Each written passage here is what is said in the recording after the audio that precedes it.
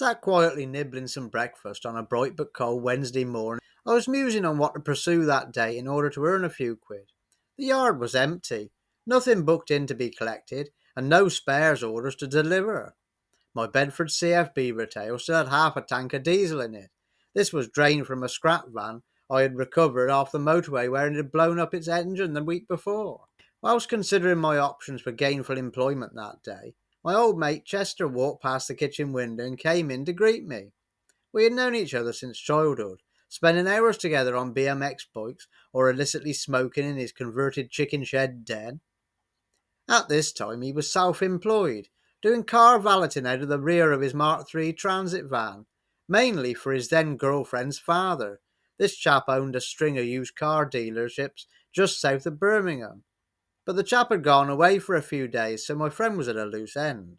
Figuring that spending the day in the caravan, watching Minder videos, probably wouldn't lead to any money in my wallet by nightfall, I pulled on my ancient recovery coat and rigger boots, ushered my friend into the Bedford's cab, fired up the Opel diesel, and we puttered off up the road.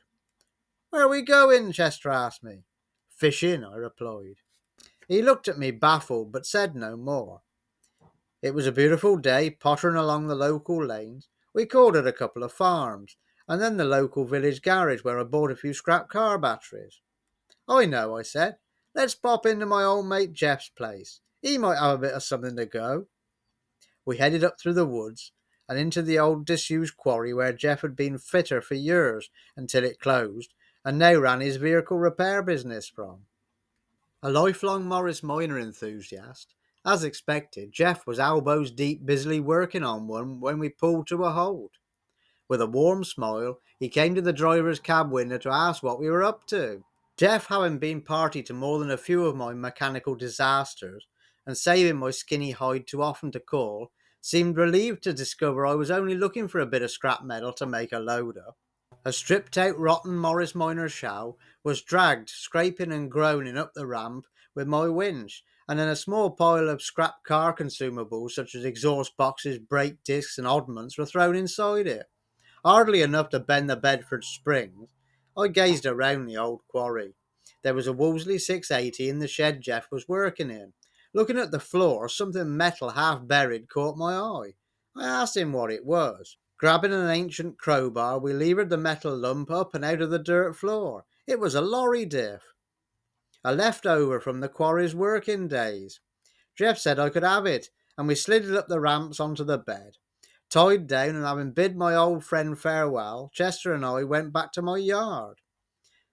I recognised the diff as being from an Eaton splitter axle. Once the mud was cleared off and some old oil poured on, I knew this had some export value. Chugging over the common to my cousin's, he happily bought it from me for 25 quid cash.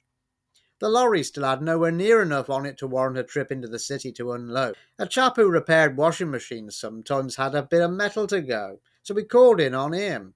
Happily, half a dozen dead washers were loaded on board, and I stripped the electric motors out, setting them aside for a bit extra. By the time we had grabbed a bite to eat back at the caravan, and of course watched an episode of Minder, the gas fitter from the local housing association had dropped a couple of scrap gas cookers into my yard too.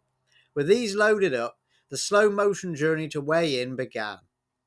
The pretty Gloucestershire countryside giving way to the city, we drew onto the weighbridge in order to discover the yield of our day's endeavours, just shy of 30 quid as it turned out. Tipping my cowboy hat to the yard owner's daughter, Liz, I was hastily summoned by Big Harold, the guy who drove the grab, and whose one eye looked at you whilst the other couldn't really make its mind up.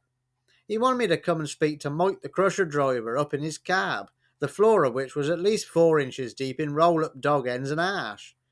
I had primed them both to save any scrap motorbikes that came in for me in exchange for a bit of hard cash.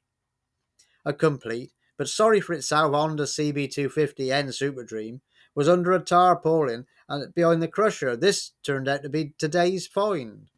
Handing over the cash I had just earned, the bike was loaded up and we were away again in the Bedford, but not going straight home. Instead, we did a small detour to my friend Paul the motorbike breaker's yard, where, after much discussion and adjustment of his threadbare deerstalker hat, The old Honda changed hands for a mutually acceptable 55 quid.